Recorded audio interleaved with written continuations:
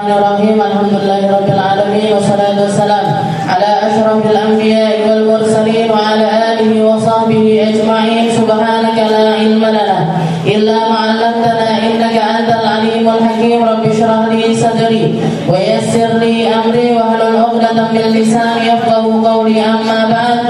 Alhamdulillah ala ni'matil Islam, alhamdulillah ala ni'matil iman wa kafa biha min ni'mah. Alhamdulillah, segala puji bagi Allah Subhanahu wa taala yang menganugerahkan kepada kita sehat, yang menganugerahkan kepada kita sempat, yang menganugerahkan kepada kita mailun ilallah, kecondongan hati kepada Allah, kecondongan hati kepada Rasulullah, kecondongan hati terhadap perkara-perkara yang baik yang menjadi tali-tali Allah Ta'ala untuk menyelamatkan hambanya. Suatu perkara yang kalau kita sambut uluran tali tersebut, kita akan nyampe kepada Allah, kita akan selalu mendekat kepada Rasulullah Sallallahu Alaihi Wasallam.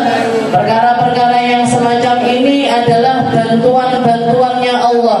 Perkara-perkara semacam ini adalah tempatnya kita untuk nyari jati diri kita, untuk mendekat kepada Allah Subhanahu wa taala dengan pikiran kita, dengan hati kita, dengan jasad kita, dengan ruh kita.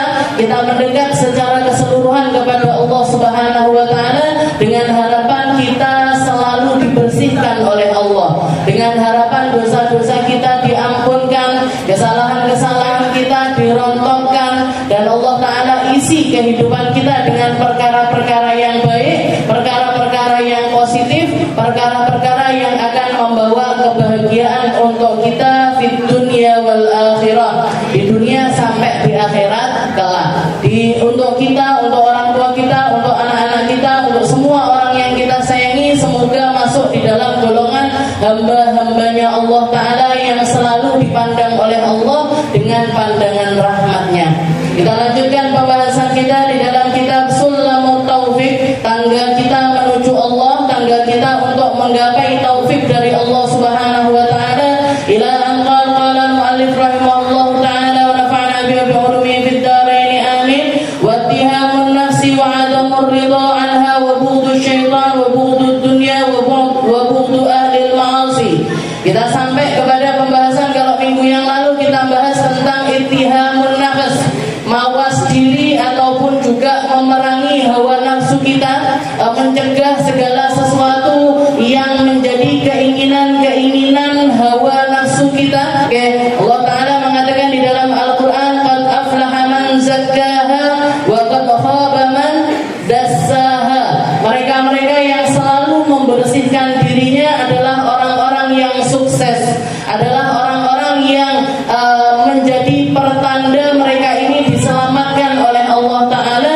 Dan mereka-mereka yang memilih untuk nuruti hawa nafsunya, dia adalah manusia-manusia yang menginjak-injak harga dirinya sendiri. Karena ketika dia menjadi orang yang semacam itu, antara dirinya dengan hewan ini gak ada bedanya, antara dirinya dengan makhluk Allah Ta'ala yang gak dikasih akal ini gak ada bedanya. Kenapa? Karena dia memilih untuk menjalani kehidupan sebagaimana makhluk Allah Ta'ala yang gak punya akal ini menjalani hidupnya. Mereka hidup cuma buat makan. Setelah itu nikah. Walaupun gak pakai angket, gak pakai penghulu, gak pakai resepsi dan lain sebagainya, tapi mereka beranak pinak. Tapi mereka hewan-hewan ini beranak pinak. Nah, ini manusia kalau cuman melulu tentang apa yang masuk ke dalam perutnya dan tentang apa yang menjadi kebutuhan jasadnya dia, maka dia nggak ada bedanya dengan hewan. Ini yang mengangkat keadaannya manusia. Yang membersihkan dia sebersih-bersihnya adalah ketika mereka mampu menundukkan hawa nafsu tersebut. Jadi manusia ini kemarin kita bahas ada terbentuk dari berbagai macam hal. Ada yang namanya jasad, ada yang namanya jasad. Jasad ini ibarat apa? Ibarat qafas. Jasad ini cuman semacam sangkar aja. Sangkar tanpa isinya nggak ada nilainya. Sangkar tanpa ruh yang baik, maka dia juga nggak ada harganya. Makanya ketika kita ngopeni melulu keluar dari diri kita, nilai kita ya cuma sekadar semacam sangkar itu saja. Yang bahkan Rasulullah SAW di dalam salah satu hadisnya, kalau misalkan umat ini tahu pahalanya orang yang kena penyakit baros, kena penyakit lepra ataupun juga kusta, mereka akan menginginkan untuk mendapatkan atau dicoba sama Allah Ta'ala dengan cobaannya orang yang memiliki penyakit-penyakit semacam itu, ketika mereka melihat pahala yang Allah Ta'ala berikan kepada mereka. Tapi setelah itu dikasih catatan sama Nabi Muhammad, walakinnal mu'min la yas'al illal afiyah. Tapi doa minta dikasih penyakit itu nggak boleh. Kita tetap harus minta sama Allah Ta'ala untuk disehatkan. Tapi orang sakit itu pahalanya besar, Bu. Orang yang dikasih penyakit sama Allah Ta'ala, yang diuji dengan ujian sakit, itu setiap hal, setiap perkara yang menyakitkan hamba beriman itu selalu ada pahala-pahala yang Allah Ta'ala berikan kepada mereka. Bahkan Nabi Muhammad mengatakan hatta syaukah, kalau misalkan kita itu kebeler sesuatu atau ketusuk jarum aja, di situ ada pahala yang Allah Ta'ala berikan. Maka ketika semakin besar sakitnya, semakin sulit sakitnya, semakin parah sakitnya, maka pahala yang Allah Ta'ala berikan kepada hamba tersebut juga semakin besar. Sampai dikatakan kalau misalkan hamba ini, kita ini dilihatkan pahalanya orang yang sakit kusta, yang sakit lepra, yang sakit kanker, yang sakit tumor dan lain sebagainya, maka manusia ini akan pengen hidup kena penyakit itu. Kenapa? Saking besarnya pahala yang Allah Ta'ala berikan. Tapi dikasih tanda kutip sama Nabi Muhammad, walakinnal mu'min la yas'al illal afiyah. Tapi kita sebagai hamba yang beriman mikirnya nggak boleh mikir milik orang lah, nggak boleh. Tetap harus minta sehat dari Allah Subhanahu wa Ta'ala. Jadi badan, jasad, ini namanya cuma semisal qafas saja. Ketika rohnya bernilai, maka badannya ikut bernilai. Ketika rohnya beriman, maka dia ikut naik derajatnya di sisi Allah Ta'ala. Ketika dia dikasih hati yang indah oleh Allah Ta'ala, maka badan ini tadi ikut mendapatkan harganya dari Allah Subhanahu wa Ta'ala. Nah, setelah itu kita dikasih akal pikiran. Untuk apa ini? Akal ini dipakai untuk apa? Alatut tafakkur. Dipakai untuk mikir, dipakai untuk berpikir. Jadi otak ini nggak dipakai, nggak cuma dianggurin, Bu, tapi harus dipakai untuk mikir. Piye yo carane? Api endi yo? Yang pantas mana ya? Harusnya gimana ya? Nah, ini alatut tafakkur. Banyak ayat-ayat di dalam Al-Quran yang mengatakan afala tatafakkarun, afala tatafakkarun. Apa kalian ini nggak mikir?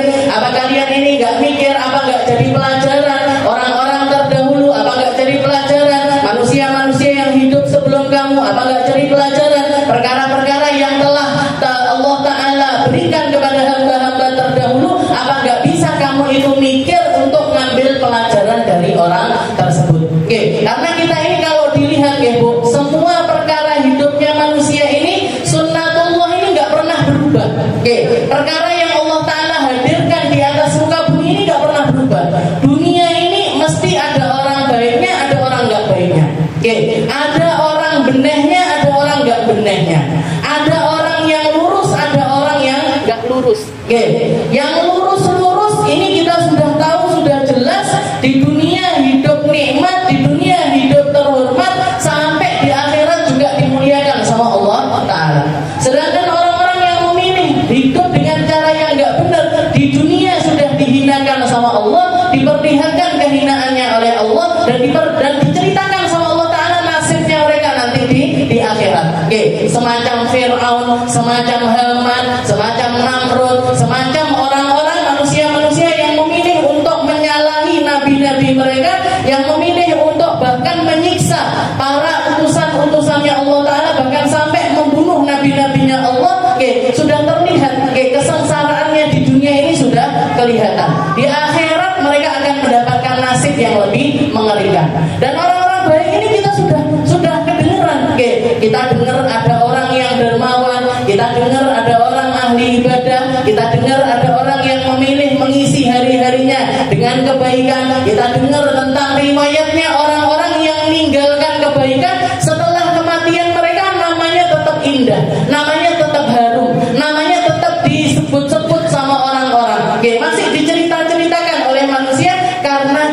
kebaikan kehidupan mereka. Dan kita ini kalau setelah melihat hal yang semacam itu, afala tatafakkarun, kenapa kok kita itu memilih untuk nggak mau mikir, setelah itu ngambil yang baik-baik, kita tirukan kebaikan itu agar kita juga jadi orang yang dikenang dengan kebaikannya. Kenapa kok lebih memilih untuk ngikuti orang-orang yang nggak baik sehingga dihinakan di dunia, dihinakan di sisi Allah Subhanahu wa Ta'ala? Semuanya sunnatullah itu tetap berjalan. Makanya di setiap tempat kalau jenengan lihat, kalau jenengan lihat di setiap tempat, di setiap daerah, Allah Ta'ala sudah menyiapkan orang kaya yang dermawan, disiapkan sama Allah. Orang baik-baik disiapkan sama Allah. Orang-orang yang akan berbicara tentang Nabi Muhammad dengan lisan kaumnya dicepak nih semuanya sama Allah Ta'ala. Di Tulungagung jenengan ketemu pengajian, jenengan pindah ke Kediri ketemu lagi pengajian, jenengan pindah ke Surabaya ketemu lagi pengajian. Dimanapun tempat itu Allah Ta'ala sudah menyiapkan manusia-manusia yang berdiri, yang tegak untuk meneruskan lisannya Rasulullah Sallallahu Alaihi Wasallam. Kalau kita memilih untuk nggak mau gabung sama kelompok itu, Allah Ta'ala akan hadirkan orang lain untuk duduk di situ. Kalau kita punya ilmu dan kita memilih untuk nggak mau nyampaikan ilmu kita, Allah Ta'ala akan gantikan orang lain yang berilmu yang nempati posisi tersebut. Itu sunnatullah, Bu. Gak bingung. Jangan lihat di setiap masjid, di setiap desa, di setiap tempat ada masjid yang berdiri, ada musola yang berdiri, ada madrasah yang berdiri, ada sekolahan Islam yang berdiri, ada tempat-tempat kebaikan-kebaikan. Ini semuanya apa? Ini semuanya adalah bukti bahwasanya kita yang butuh sama Allah, Allah gak butuh sama kita. Kita yang butuh sama agama, agama ini gak butuh sama kita. Al-Islam ya'lu la yu'la alaih. Katanya para ulama, Islam itu selalu di atas. Gak ada yang lebih atas dibandingkan agama Islam. Gak ada yang lebih tinggi dibandingkan syariat agama Islam. Mau orang ngomongin seperti apapun, mau orang memecah belah seperti apapun, mau orang berusaha untuk menghancurkan agama Islam dengan berbagai macam cara apapun, Allah Ta'ala akan tetap menunjukkan kemurniannya agama Islam. Allah Ta'ala akan tetap menunjukkan eksistensi dari agama Islam itu sendiri. Jadi orang-orang yang menghancurkan agama Islam itu sebenarnya nggak akan pernah berhasil. Yuriduna liyutfi'u nurallah wallahu mutimma nurah. Katanya Allah Ta'ala, manusia ini orang-orang kafir, orang-orang manusia berusaha semuanya untuk mematikan cahayanya Allah Ta'ala, padahal Allah Ta'ala selalu menyempurnakan cahayanya. Cahayanya Allah Ta'ala nggak akan pernah padam. Jadi kita dikasih akal untuk mikir. Setelah itu kita dikasih hati sama Allah Ta'ala. Gunanya untuk apa? Litadabbur.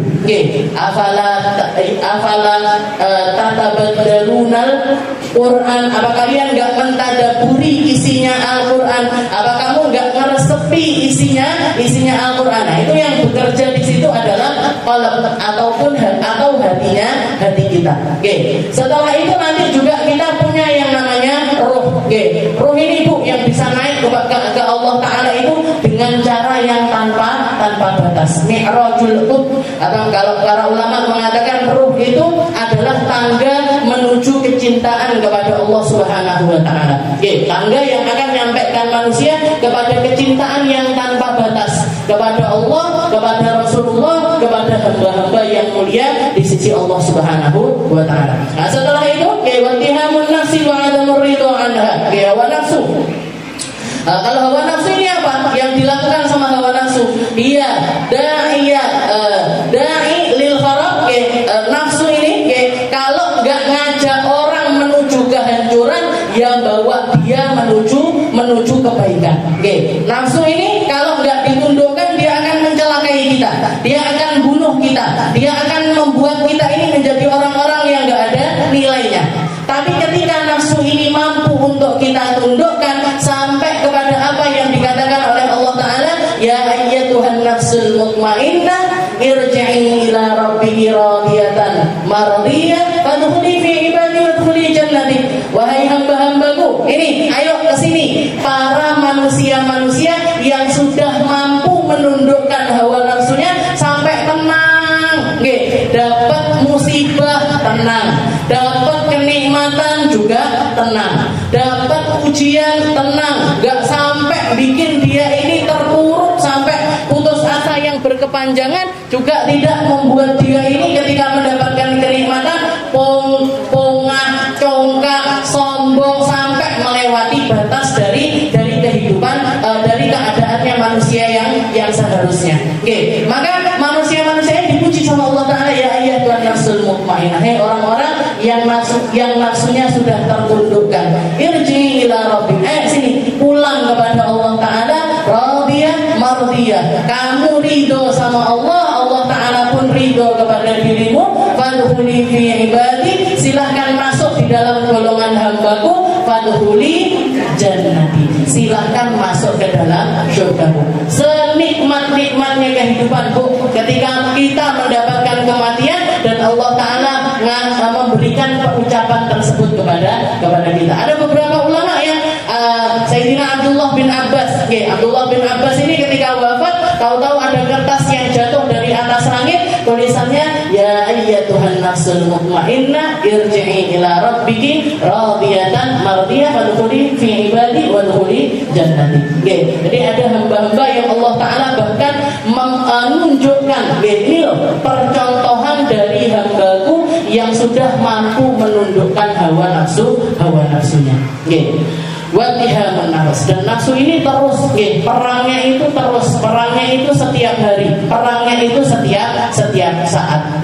Wasrif hawaha wa hadir an tuwalliyahu, innal hawa ma tawalla yusmi au yasmi. Kalau Imam Busiri mengatakan, selalulah kamu itu perangi hawa nafsu. Keinginan itu, kalaupun misalkan kita masih menurutinya, tapi kudu enek kontrolin. Kalaupun kita masih menuruti hawa nafsu kita, tapi ini harus tetap ada di bawah kontrol kita. Bukan kita yang dikontrol sama dia, tapi dia yang kita kontrol. Jangan pengen naik kendaraan misalkan, jangan pengen naik kendaraan. Maka kalaupun misalkan aku pengen merek ini,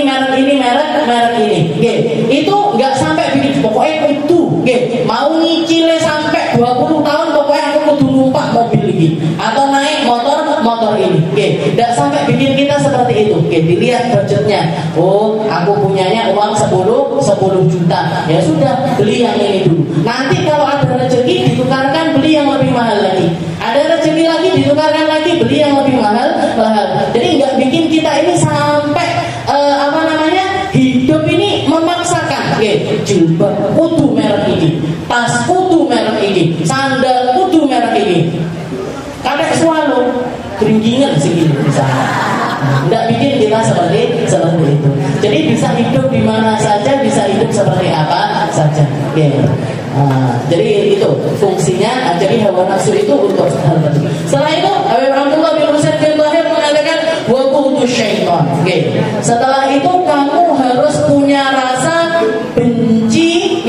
Benci yang diperbolehkan sama Allah Ta'ala adalah benci kepada setan, benci kepada maksiat, benci kepada para ahli maksiat, benci kepada dunia, benci kepada setan, kepada dunia, kepada maksiat dan para pelaku maksiat. Ini kebencian yang diperbolehkan oleh Allah Subhanahu wa Ta'ala. Yang pertama adalah bughdu syaitan, benci sama setan. Jangan kudu kenal lagi karena gak akan bisa benci kalau gak kenal.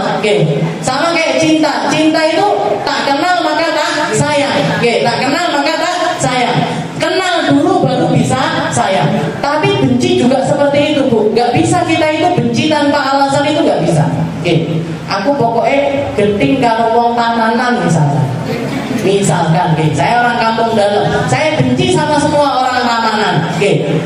Alasan semua, bos, pokoknya tamanan aku gak. Ini kan lucu. Jadi orang itu benci karena ada muamalah khusus, karena ada sesuatu hal yang berkaitan secara khusus. Mungkin pernah disakiti, mungkin tahu dilok nih, mungkin tahu diplengosi, mungkin pernah utang nggak bayar. Jadi ada alasan untuk benci. Kebencian itu sama, mirip-mirip dengan cinta. Cinta kenal dulu baru setelah itu cinta. Benci juga gitu, kenal dulu. Setan ini apa, setan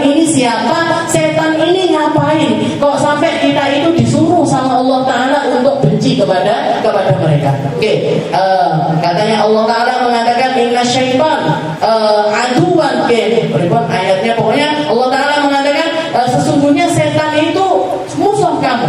Fattakhidhu aduan. Katanya Allah Ta'ala, maka jadikanlah musuh bebuyutanmu itu ya setan, jangan yang lainnya. Jangan yang lainnya. Kamu itu, setan itu memang dari awal dibikin sama Allah Ta'ala untuk memusuhi manusia, dibikin sama Allah Ta'ala untuk menguji imannya manusia.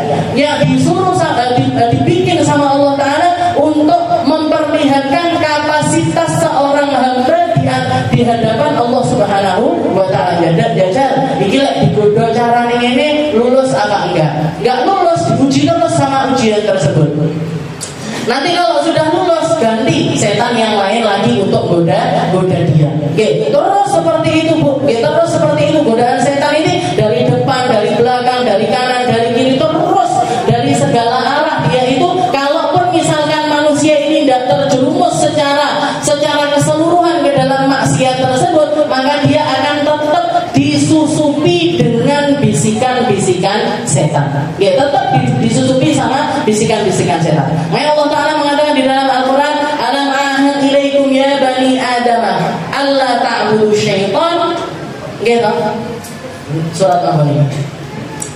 Alam ahad ilaikum ya bani adamah alla ta'budu syaitan innahu lakum aduwwum mubin wa an i'buduni hadza siratun mustaqim.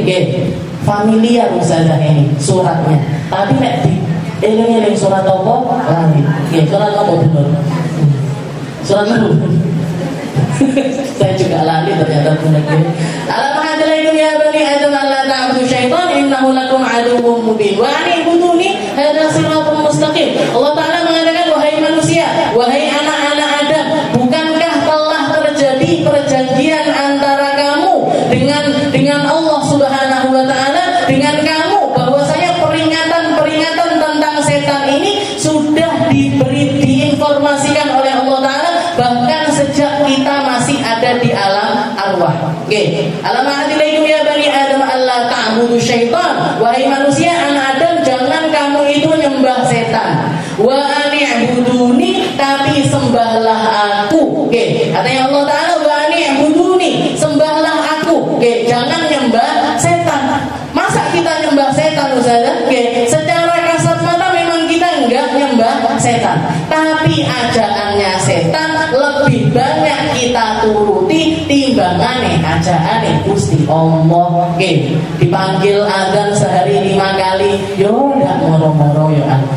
Lek setan rene enek kafe anyar. Rene warung bakso anyar. Budal. Di sana loh koleksi bajunya bagus-bagus. Budal. Cepet banget bisa. Cepet banget. Lek sudah babak seperti itu sudah pakai mikir, ndak karek nabung, ndak karek ndeloki dompet, enek duit apa ndak. Pokoknya yang penting budal dhisik. Terus ngapain di sana? Pokoknya yang penting foto-foto wae lah. Jadi kita sama ajakannya setan ini dituruti terus nuruti. Tapi ajakannya Allah Ta'ala sik tarik dhisik. Arep budal ngaji sik repot apa ndak ya? Enek penggawean apa ndak ya? Awake dirasa-rasane penak apa ndak? Ngeluh apa ndak iki? Kowe enggak ngeluh, dingeluh-ngeluh nek sik. Mas angel.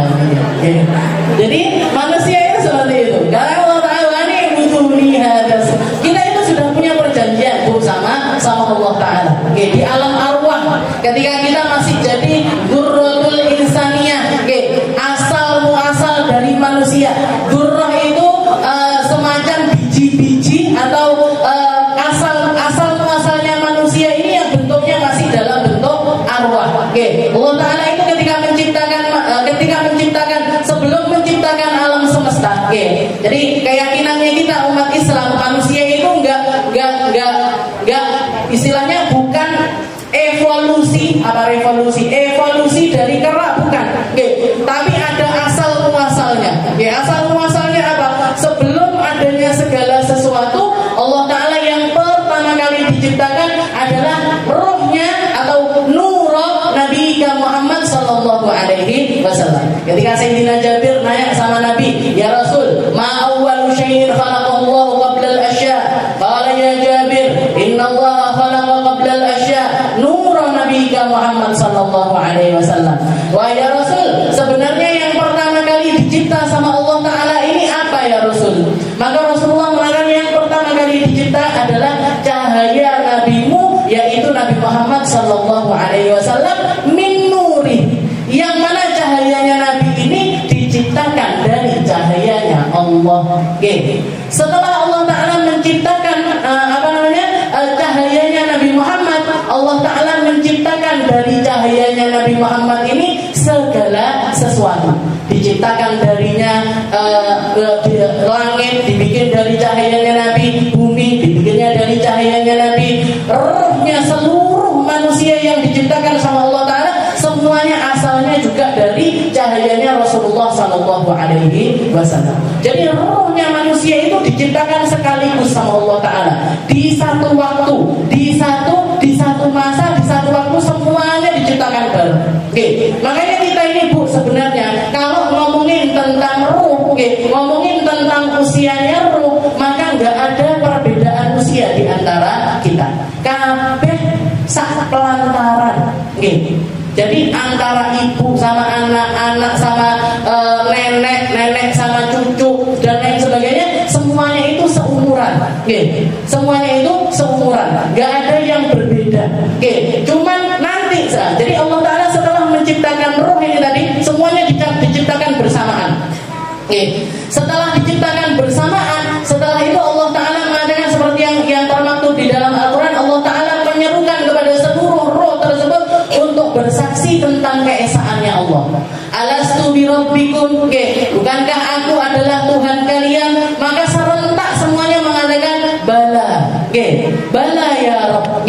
Yang pertama kali mengucap hal tersebut adalah Nabi Muhammad sallallahu alaihi wasallam. Nabi Muhammad mengatakan bala, maka diikuti oleh para nabi mengatakan bala, diikuti oleh para seluruh roh-roh tersebut semuanya mengucapkan bala ya Rabb. Ya Allah. Bala itu kalau bahasa bahasanya kita, jadi kalimat iya tapi penuh dengan penghormatan. Kalimat iya tapi dipenuhi dengan penghormatan, itu bala. Bukan cuma pakai kalimat na'am. Bahasa Arabnya iya itu na'am, tapi kita jawabnya pakai kalimat bala. Bala ya Rabb. Semuanya bersaksi. Nah, selain persaksian tentang Allah Ta'ala, selain persaksian bahwasanya kita ini tunduk kepada Allah Ta'ala, Allah Ta'ala juga ngasih perjanjian-perjanjian yang lainnya. Jangan tergoda sama setan, jangan banyak ingat setan, jangan nyembah setan, jadi banyak perjanjian-perjanjian yang lainnya yang kesemuanya juga intinya satu, yaitu kita menghamba hanya kepada Allah Subhanahu wa Ta'ala. Ini di alam roh, semuanya sudah bersaksi. Makanya manusia ini ketika hidup di dunia, mereka ini nggak akan pernah bisa menemukan ketenangannya roh, sampai antara rohnya dengan kalimat ucapan yang dijanjikan di hadapan Allah Ta'ala di alam arwah tersebut sudah klik. Kalau belum klik, dia akan terus nyari. Manusia ini kan galau terus kan. Masih kecil pengennya gede, wes gede melek balik cilik. Ini manusia. Panas melek udan melek panas. Ketika masih remaja, ini kalau saya kok nggak tenang, ini kalau udah kerja paling tenang. Baru kerja ya nggak tenang.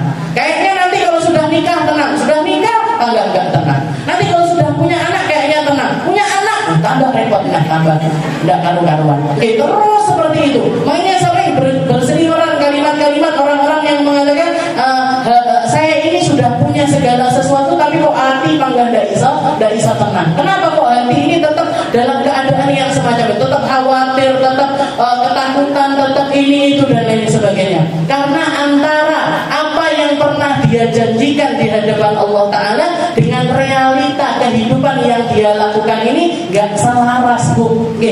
Kita hanya bisa mendapatkan ketenangan yang hakiki ketika hati kita benar-benar tunduk kepada Allah Subhanahu wa Ta'ala.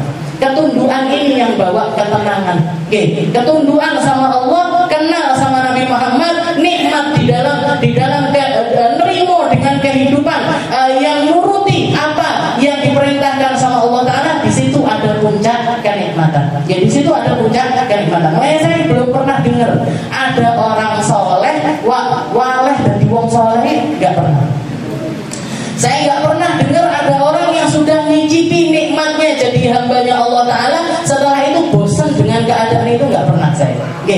Kecuali orang-orang yang memang dia sudah belajar, tapi hatinya ini masih dipenuhi dengan cinta dunia, dengan cinta kepada hawa nafsu dan lain sebagainya. Nah ini dia masih terus berproses nyari kliknya hati dengan apa yang pernah dijanjikan di hadapan Allah Subhanahu wa Ta'ala.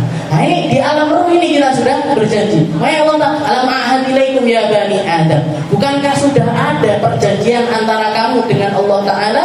Allah ta'budu syaitan. Kamu itu jangan nyembah setan. Innahu lakum aduwwum mubin. Dia adalah musuhmu yang paling nyata. Jadi kalau kita butuh musuh bebuyutan, butuh apa buatan jenengan? Kalau jenengan butuh sama musuh bebuyutan, maka musuhilah setan. Maka musuhilah setan. Wa ni'buduni hada siratum. Nah, setelah roh ini dibikin sama Allah Ta'ala tuh, setelah bersaksi semuanya, dan di alam arwah itu semua roh-roh ini, roh-roh yang paling dekat sama Nabi Muhammad, roh-roh yang mendekat kepada cahayanya Rasulullah SAW, mereka adalah orang-orang yang dibercahayai juga rohnya. Setelah itu yang mendekat, dia juga yang akan didekatkan sama Allah. Nah, setelah beres di alam roh, Allah Ta'ala mengumpulkan semua roh ini tadi, disimpan di bawah arasnya Allah Subhanahu wa Ta'ala. Disimpannya di bawah arasnya Allah. Baru setelah itu dikeluarkannya itu satu persatu. Baru keluarnya itu satu persatu. Setelah dibikin jasadnya, ditiupkan rohnya. Dibikin jasadnya, ditiupkan rohnya. Yang pertama kali, roh yang pertama kali ditiupkan sama Allah Ta'ala, rohnya Nabi Allah Adam. Wa nafakhtu fihi min ruhi. Katanya Allah Ta'ala, setelah saya bikin ini, jadi jasadnya Nabi Adam ini sudah dibikin dari campuran air dan juga tanah, dari campuran air dan juga tanah. Setelah itu ditiupkan ruhnya ke dalam jasadnya Nabi Allah Adam. Nabi Adam ketika beliau melakukan satu kesalahan, beliau minta ampun kepada Allah Ta'ala bijahi Muhammad sallallahu alaihi wasallam. Jadi beliau mengatakan ya Allah, ampuni saya demi seorang manusia yang bernama Muhammad. Demi manusia yang namanya Muhammad. Maka Allah Ta'ala mengatakan, ya Adam, wahai Adam, dari mana kamu tahu nama Muhammad itu? Kamu tahunya dari mana? Ketika engkau ciptakan ya Allah di bawah arasmu, rohku engkau masukkan ke dalam jasad ini, begitu melek mata, yang pertama kali dilihat sama Nabi Adam adalah gawangan-gawangannya aras. Jadi pilar-pilarnya aras, pintu-pintunya aras, dan juga tiang-tiangnya aras, gak ada satu tempat pun di tempat tersebut kecuali tertulis La ilaha illallah Muhammadur Rasulullah. La ilaha illallah Muhammadur Rasulullah. Maka Nabi Adam mengatakan, maka saya langsung paham di situ, ya Allah, engkau gak mungkin nyandingkan satu nama kecuali nama tersebut adalah makhluk yang paling engkau cintai. Makanya beliau diampuni karena minta ampunnya itu lewat rohnya Rasulullah Sallallahu Alaihi Wasallam. Nah setelah itu, setelah Nabi Adam diciptakan, rohnya dimasukkan ke dalam jasadnya, hidup di dalam surga. Gak lama setelah itu Allah Ta'ala ngambil tulang sulbinya Nabi Allah, tulang rusuknya Nabi Allah Adam, diciptakan jadi satu jasad yang lainnya, ditiupkan juga rohnya yang kita kenal dengan Sayyidah Hawa. Selain Nabi Adam, selain Siti Hawa, semua manusia diciptakan dengan cara sperma yang masuk ke dalam indung telur. Gak ada dengan cara yang lain, itu gak ada. Makanya yang jomblo-jomblo gak usah nyari tulang rusuknya, gak usah. Saya nyari orang yang saya diciptakan dari tulang rusuknya, gak ada. Yang diciptakan dari tulang rusuk itu ya Sayyidah Hawa tok. Yang diciptakan dari tulang rusuk itu ya cuma Sayyidah Hawa. Selain itu semuanya diciptakan dengan cara yang sama. Nah, setelah itu, setelah ini, sekarang setan ini. Kenapa kok Allah Ta'ala menjadikan setan ini sebagai musuhnya manusia? Kenapa kok setan ini dijadikan musuhnya manusia? Karena memang Allah Ta'ala pengen muji manusia dengan segala macam hal. Ketika kita duduk, kita dipuji. Ketika kita berdiri, kita juga dipuji. Ketika kita di majelis, kita dipuji. Ketika kita sholat, kita juga dipuji. Semua hal di dalam kehidupan ini sebenarnya adalah ujian, Bu. Makanya nggak ada bedanya sebenarnya. Orang sehat, orang sakit, sama-sama ujian. Yang sehat dipuji dengan kesehatannya, yang sakit diuji dengan sakitnya. Orang kaya, orang miskin sama, Bu. Orang kaya dipuji dengan kekayaannya, orang miskin diuji dengan kemiskinannya. Sabar apa enggak? Sing sugih dermawan atau tidak? Jadi semua keadaannya manusia ini ujian. Dan ujian ini mesti ada istilahnya. Kita ujian itu enggak dinamakan ujian kecuali ada kesulitan di situ. Nah, yang bagian nyulitkan ini loh, Bu, yang namanya setan. Setan itu diciptakan oleh Allah Ta'ala min auladil jin. Jadi Allah Ta'ala itu sebenarnya menciptakan manusia dibikin dari tanah. Malaikat dibikin dari cahaya. Malaikat dibikin dari cahaya. Jin dibikin dari api. Nah, dari makhluk yang namanya jin ini tadi, ada satu makhluk yang lainnya, ada satu kelompok dari kelompok jin ini tadi yang memilih untuk memilih untuk tidak taat sama Allah Ta'ala setelah sebelumnya jadi makhluk yang taat. Memilih untuk membangkang sama Allah Ta'ala setelah sebelumnya itu dia patuh. Pertamanya patuh, iman sama beriman, bahkan sampai sekarang pun sebenarnya setan itu beriman, percaya sama Allah Ta'ala. Tapi karena hawa nafsunya ini menganggap dirinya ini makhluk yang lebih mulia dibandingkan Nabi Allah Adam, dibandingkan manusia, maka dia memilih untuk berada di tempat yang semacam itu, memilih untuk nggak patuh sama Allah Ta'ala. Jadi jin itu iblis itu auladul jin, turunannya jin. Turunannya jin. Nah, setelah itu dia maksiat sama nggak mau, disuruh sujud sama Nabi Adam, dia menolak untuk sujud, bahkan bikin perjanjian sama Allah Ta'ala. Ya Allah, jadikan umur saya ini bila nihaya, jadikan umur saya ini tanpa batas. Ila yaumil ba'dun, sampai kiamat ya Allah, jangan kau matikan saya. Dituruti sama Allah Ta'ala. Setan minta untuk dipanjangkan umurnya sama Allah Ta'ala, dikasih sama Allah Ta'ala. Lah awak ini jaluk kok nggak percaya lah dikabul sama Allah Ta'ala. Setan kok minta dituruti sama Allah. Setan ini minta sama, saya akan panjangkan umur saya, Allah. Ya wes, kasih panjang umur. Jadi setan itu nggak ada yang mati sama sekali. Yang nggak mau sujud sama Nabi Adam di atas langit sana, sampai sekarang masih eksis, Bu. Entah siapa yang digoda sama dia. Masih eksis sampai sekarang, saya godo menungso. Makanya sebenarnya peperangannya kita ini agak nggak adil. Dia sudah senior ribuan tahun, kita masih hidup sekian tahun. Tapi Allah Ta'ala sudah ngasih inna kaida syaitan kana dha'ifa. Manusia, kamu itu nggak perlu risau. Setan itu gampang sekali untuk meskipun dia itu sudah departemennya itu sudah rapi sekali, menteri-menterinya wis rapi, dengan pengalaman kerja yang luar biasa, tapi katanya Allah Ta'ala inna kaida syaitan kana dha'ifa. Setan itu kalau goda gampang sekali untuk kita lepas dari godaannya setan. Gampang sekali untuk lepas, asal mau aja kita bakalan lepas dari apa yang diperintahkan oleh setan. Setelah itu Allah Ta'ala juga mengatakan inna ibadi laisa alaikum sultan. Katanya Allah Ta'ala kepada setan, kamu bisa goda manusia ini, bisa wahai setan, tapi khusus untuk hamba-hambaku, kamu gak akan pernah bisa menguasai mereka. Kalau untuk hamba-hambaku, kamu gak akan pernah bisa menguasai mereka. Makanya sebenarnya kita ini cuma satu aja tujuannya, menghamba sama Allah. Semua godaannya setan ini lewat semuanya. Tapi kalau kita keluar dari jalur penghambaan kepada Allah Ta'ala, ya sudah, dari dolanannya setan, Bu. Dikongkon ngene-ngene, dikongkon ngono-ngono, disuruh maksiat ini dilakukan, disuruh melakukan kesalahan ini dilakukan terus seperti itu. Inna ibadi laisa alaika sultan. Kamu gak bisa menggoda hamba-hambaku. Nah, kita kenalan dulu sama setan. Setan itu paling tidak divisinya, tahu ya divisi. Bagian-bagiannya ada menteri bagian godon yang pasar ada sendiri. Ada yang bagian goda rumah tangganya orang ada sendiri.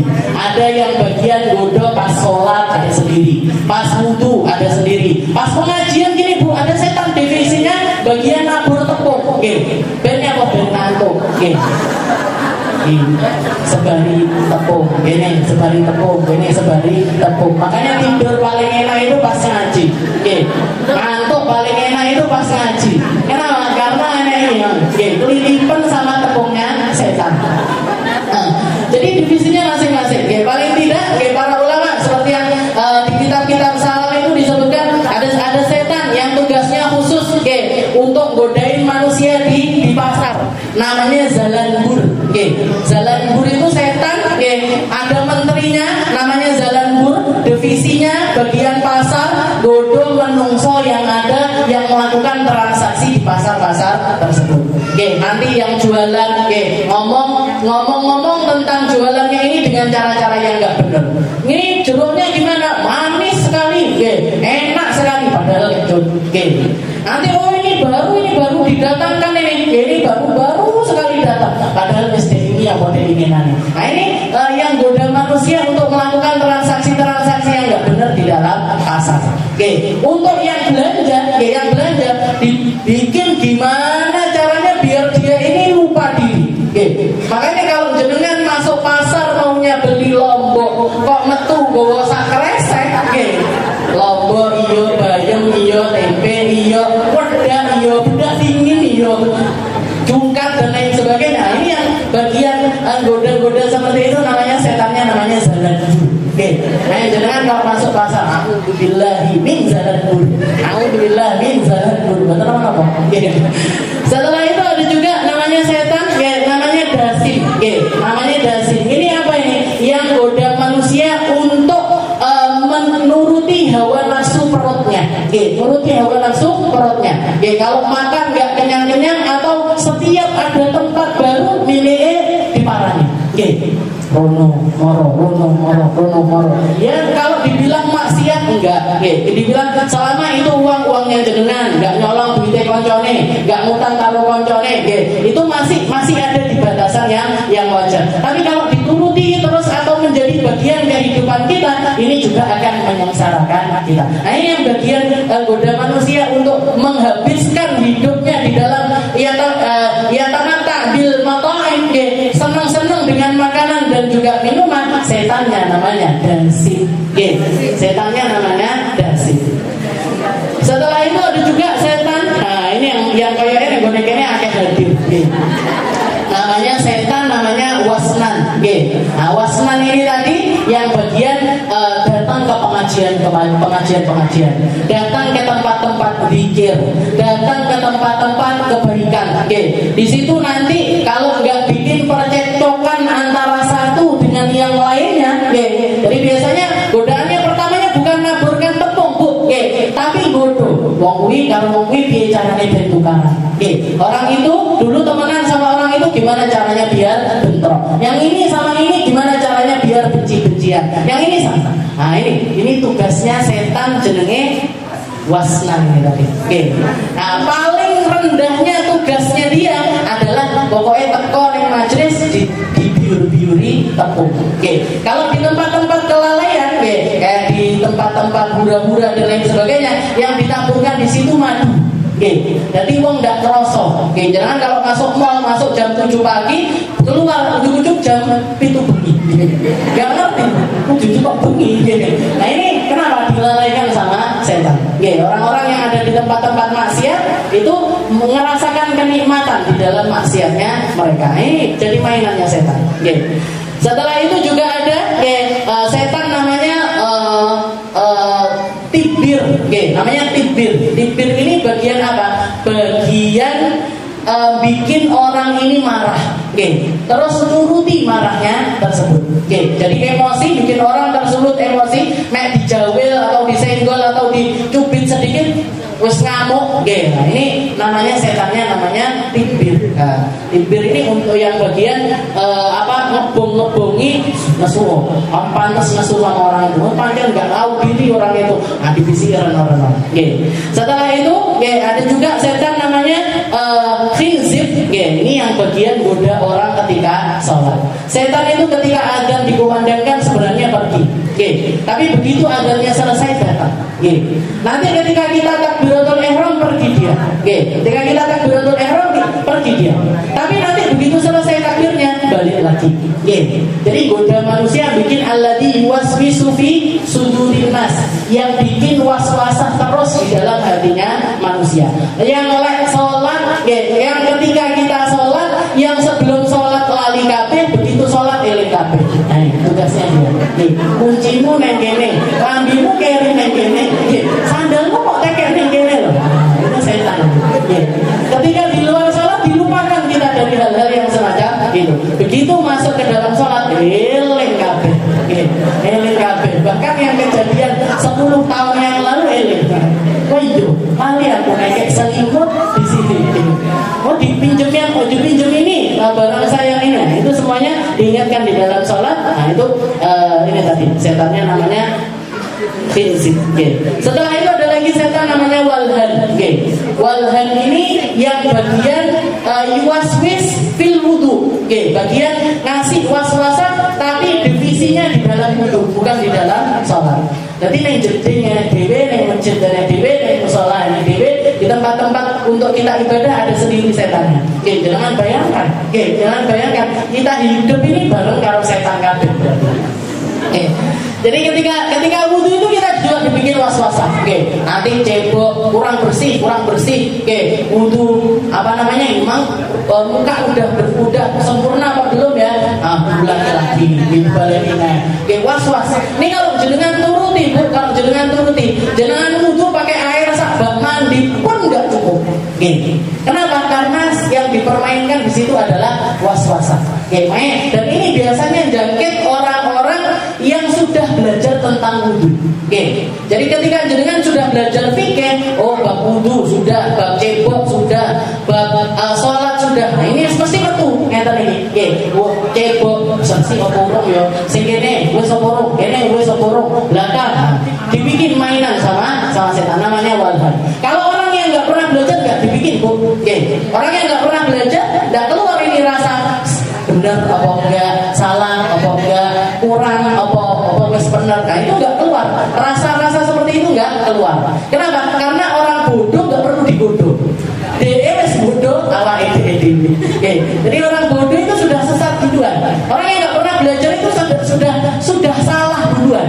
Nah, maka enggak perlu ada godaan untuk nyalahkan dia. Enggak perlu ada godaan untuk nyalahkan dia. Tapi ketika dia sudah mulai lurus, sudah belajar wudhu, sudah belajar tentang cebok, ini keluar ini was-wasah yang semacam ini. Ini kalau dituruti nggak karuan. Kalau dituruti nggak karuan. Saya punya teman di pondok dulu, di Dalwa itu kan kamar mandinya 10 tapi bak mandinya jadi 1. Jadi kamar mandi jejer-jejer macam 10. Bak mandinya itu nanti ada lubang di bawahnya yang ngalir bareng. Jadi kalau kerannya keluar itu semuanya ngalir ke tempat yang lain. Ada satu teman saya yang kalau wudhu nunggu airnya ini tenang. Jangan bayangkan, air ini tadi nggak oleh obat dia nggak wani wudhu karena was-was. Ini airnya bisa dipakai wudhu. Kalau nggak tenang itu airnya belum tenang, jadi menangkan air dulu. Jadi yang jadi suwi banget. Yang tadi banyune menang. Bayangkan. Ada lagi teman saya, bukan teman bahkan senior, ustazah. Waktu saya masuk itu sudah jadi ustazah. Saking was-wasnya, dia nyuci baju. Nah, selesai nyuci baju dijemur. Habis itu kena hujan. Air hujan ini kan tohur ya. Air hujan ini suci mensucikan. Gak ada yang namanya air hujan najis itu gak ada. Jadi bajunya dia ini kena air hujan, jangan tahu disentor dari atas. Disentor lagi dari atas dibersihin sama dia. Katanya takut kena najis. Najis apa? Wong yang nyentor ini air hujan. Ada lagi, yang lain lagi. Setiap kali nyuci baju, habis nyuci dibilas pakai air, dijemur, diinteni sampai garing. Ditunggu sampai kering. kesenggol tangannya orang, takut nanti ada kucing lewat ke kedemen. Jadi takut tanpa alasan seperti itu. Nanti dipegang gini ya, baju yang sudah dicuci tadi dipegang sama kita, diambil lagi dicuci lagi. Nah ini orang kalau sudah was-was, ini walhannya sudah menguasai dirinya, gak karu-karuan ini. Sholatnya lebih parah lagi, gak bisa jadi imam orang kayak gini bu, gak bisa jadi imam. Wong takbir aja, Allahu Akbar, kafnya kurang, kurang. Balik lagi, Allahnya kurang, lafzul jalalahnya kurang tafkhim. Nanti haknya kurang keluar, baknya kurang dadanya kurang, terus gak karu-karuan. Ini aja tidak bisa jadi ini setannya namanya walhan. Nah setelah itu ada juga setan yang bagian caci maki, namanya mabsut madhun. Mabsut madhun ini bagian bikin orang itu biar saling caci, saling maki, saling menyalahkan, saling adu domba dan lain sebagainya. Setelah itu ada juga setan yang namanya akwar. Akwar ini divisi dosa-dosa besar. Bagian goda orang biar main judi, biar orang ini berzina, biar orang ini minum khamr dan lain sebagainya. Ini setannya namanya akwar. Setannya namanya akwar. Dan yang terakhir abiyad. Abiyad ini khusus divisi para nabi dan juga para rasul. Jadi setan yang levelnya paling atas. Saya digodok kalau kerucuk-kerucuk kayak kita ini kayak walhan sama khinzir itu tadi. Bagian saya divisinya wudu sama divisinya sholat. Nah ini kalau divisinya para nabi para rasul ini, nah ini lebih besar lagi. Jadi godaannya terhadap mereka. Jadi semakin tinggi levelnya seseorang, semakin tinggi juga setan yang akan goda orang tersebut. Dan perjuangannya sampai titik darah penghabisan, sampai arep mati bu, sakaratul maut itu setan datang. Nanti menyerupakan dirinya semacam keluarga kita, semacam keluarga kita. Setelah itu ngomong, ayo ikut aku, ayo melok aku. Kalau kita ikut sama dia, kalau kita ikut sama dia, kita keluar dari jalannya Allah. Nanti bawa air dia, karena orang sakaratul maut itu kan haus sekali. Rene, aku punya air. Padahal air itu kalau diminum nggak akan meredakan dahaga dari orang tersebut. Jadi sampai akhir, dia itu akan menggoda kita gimana caranya biar keluar dari aturannya Allah, dari penghambaan kepada Allah Subhanahu wa taala. Nas'alullah as-salamah. Makanya terus harus minta, ya Allah biha, ya Allah biha, ya Allah bi husnil khatimah, ya Allah biha, ya Allah biha, ya Allah bi husnil khatimah, ya Allah minta husnul khatimah, ya Allah minta sebanyak mungkin. Sebanyak mungkin, karena kita nggak ngerti di akhir usia kita ini kita gimana cara penghadapan kita terhadap godaannya setan. Dan ketika itu biasanya dia sudah, kalau sekarang kita digodanya kan nggak kelihatan. Jangan yang ditaburi tepung-tepung kan ya nggak ketok. Setan yang ditebung yang di bagian yang di daerah nomor ini kan nggak kelihatan. Tapi ketika sakaratul maut diperlihatkan sama Allah Ta'ala, ditampakkan, dan dia menampakkan diri itu bukan seperti bentuknya sebagai setan, tapi bentuknya gimana caranya biar orang ini lepas dari Allah Ta'ala. Dan itu tergantung pribadinya masing-masing. Kalau orang ini hatinya terpautnya sama harta duniawinya, dia akan nampakkan diri kayak hartanya. Kalau hatinya ini terpaut sama orang tuanya, dia nampakkan diri kayak orang tua kita. Kalau hatinya terpaut dengan anak-anaknya, maka yang nampak juga anak-anaknya. Kalau dia terpautnya sama jabatannya, yang diperlihatkan jabatannya. Jadi masalah hati nih, beban hati ataupun juga ikatan hati. Kita harus benar sekali nonton ibu. Kepada siapa kita cinta, kepada siapa kita condong, kepada apa kita ngisi hati kita. Karena yang akan nampak di akhir usia kita adalah apa yang ada di dalam pautan hati kita. Dan begitu kita nuruti, yo Rene, nuruti, lepas kita dari golongannya orang muslim, lepas kita dari golongannya orang yang beriman kepada Allah Subhanahu wa taala. Na'udzubillahi min dzalik. Demikian sama Allah taala dibenahi hati kita, bersihkan dari segala ketergantungan kepada sesuatu yang lainnya, Dikasih sama Allah Ta'ala kecintaan kepada Allah, kecintaan kepada Rasulullah, kecintaan kepada hamba-hamba mulia, kecintaan kepada orang-orang mulia, kecintaan kepada orang-orang yang berhasil di dalam kehidupannya. Kita minta sama Allah Ta'ala agar hati kita dijaga, hati kita dibersihkan, hati kita diberesin segala kerak-keraknya, diberesin segala hal yang buruk di dalamnya, dan diisi sama Allah Ta'ala dengan segala kebaikan, diisi dengan kekhusyuan, diisi dengan ketulusan, diisi dengan keikhlasan, diisi dengan kebaikan zahir batin kita. Dikasih sama Allah Ta'ala nikmatnya merasakan jadi hambanya Allah, nikmatnya merasakan dekat sama Rasulullah, nikmatnya merasakan jadi hamba-hamba yang tunduk patuh kepada Allah Subhanahu wa Ta'ala. Ala hadhihi niyyah wa ala kulli niyatin salihah wa ila hadratin Nabi Muhammad sallallahu alaihi wasallam bisirril